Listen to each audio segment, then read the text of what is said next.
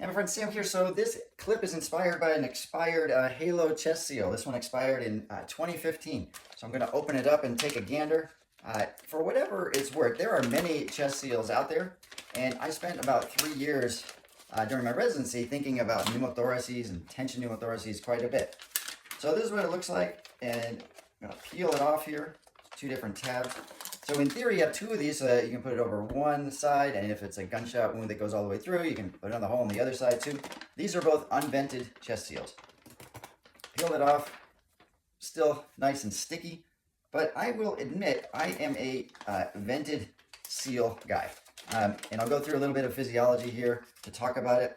Good job, Halo. The glue is still sticking pretty well, I can tell already.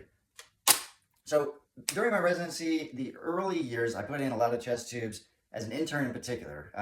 And I saw how the evolution of chest tube insertion went over my residency. So in my first year, I numb the area, make a small hole, spread it apart, and then stick my finger in and try to dissect more. And it took a long time. Finally get through into the chest cavity, sweep around, try to see if there are problems with the lung, make sure it's a good space, then get the chest tube, try to get it through. Took quite a bit. The senior residents were like samurais, and I figured it out. What they did was they made giant holes. I remember there were patients who had bilateral collapsed lungs and a resident on each side, and they would be racing each other, and they would try to get these chest tubes in. And I thought maybe there is a better way to do this where you don't have to make a giant hole. So this is one of the first medical devices I ever worked on, one of my first of many failures. So I called this my thoracic speculum. Basically, the idea was to push this through the hole, spread it apart, and then you could run a chest tube through that. You could run a scope through it, maybe have enough room to put a finger through it. I made a few more prototypes. This was a larger one with a disconnecting handle. I thought maybe the handle could be something that was a multi-tool, allow you to do other things, maybe do crikes with this. I don't know how to show this. In retrospect, this was crazy, but I worked on this quite a bit during my residency. Eventually had one produced. Here it was. This was the production version of the thoracic speculum.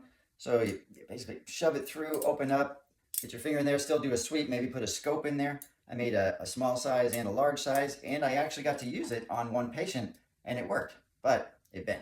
And then I took a strong left turn, traveled a bit, and I started working on Endorphin Power Company. Very different topic. I'm going to go back to some physiology here and just talk about chest tubes as well as some of the reasons for doing what we do. This is a very small trocar, and it has a tip on the end, sharp tip on the end.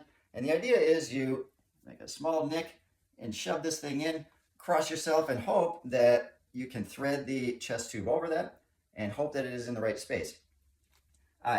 It's a beautiful thing if it works well. However, you can also skewer the lung, you can go into the liver. It's a real kind of Hail Mary type of device, but I'm going to use it today as a pointer. So what is the physiology of your lungs? This is very simplistic and very poorly drawn, but you have positive pressure here when the diaphragm contracts. That pushes your gut down, and you have suction here. So you have negative pressure on the inside here. The lungs are touching the chest wall here, and you have negative pressure, and that sucks air in through your mouth, down into your lungs. And that's a beautiful thing.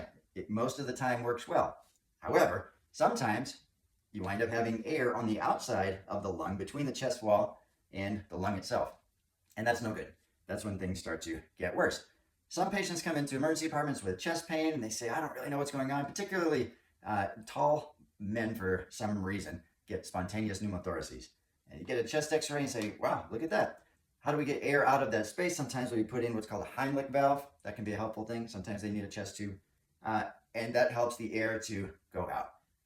A pneumothorax is a not good thing. A tension pneumothorax is a really bad thing. So tension pneumothorax is air that keeps growing and pushing more and more, not allowing oxygen transfer to blood, and also inhibiting contraction of the heart. That's a bad thing. So let's think about different types of wounds that can cause that. So one of them is the bullet hole or the knife wound to the side of the chest. And so if all you do is damage here, then air can come in and it can go to the outside of the lung, creating a pneumothorax. And if air keeps going in, then you get a tension pneumothorax. But how often is it the case that only happens without damaging lung? I don't know the answer to that. But if you damage the lung, then you also have air getting into this space by way of the mouth, and that's a bad thing. So if you just put a chest seal that's unvented over that hole, then you're not allowing air out. You're only allowing air in, and you are making people worse, which I don't love. So that is why I'm a fan of the vented chest seal as opposed to the unvented. I know some people will put like an unvented on the front and vented on the back. I don't really understand. To me, I just want vented chest seals. Like, I think that makes more sense. There's another dynamic that I think people don't consider very much, which is when somebody is intubated. So when you're intubated, there's positive pressure. It's getting blown in. A little bit like this basketball here. So that's a plus sign. These are minus signs. So you have air being blown in, and that changes the dynamic of blood coming and going through your lungs. It's an unhappy thing to have positive pressure inside your lungs instead of negative. Having negative in there is a better way of getting oxygen transfer. We have evolved for negative pressure in here. All right, so this other phrase you'll hear sometimes is the sucking chest wound. And I like to say it's not as if you have a Hoover vacuum on the side of your chest. You can simulate the suction that's going into your chest by putting your hand over your mouth and just inhale. And that's the amount of suction, because a hole here is going to be similar to that hole there. And so as the diaphragm contracts, it pulls down. You will have relatively the same suction there as you will up here, and it's not much. So if you have a small hole after somebody gets shot or stabbed, it's not bubbling, you don't see a whole lot going on, the chance that you're going to save their life with an unvented chest seal is very low. If you are very close to a hospital, they're talking to you, don't go crazy about the chest seal. Get them to the hospital. That's probably a better, more useful thing. So if you do have a patient, they have a hole in the side of the chest, and you got nothing else to do between there and the hospital, I would lean towards the vented chest seal over that hole, whatever that's worth.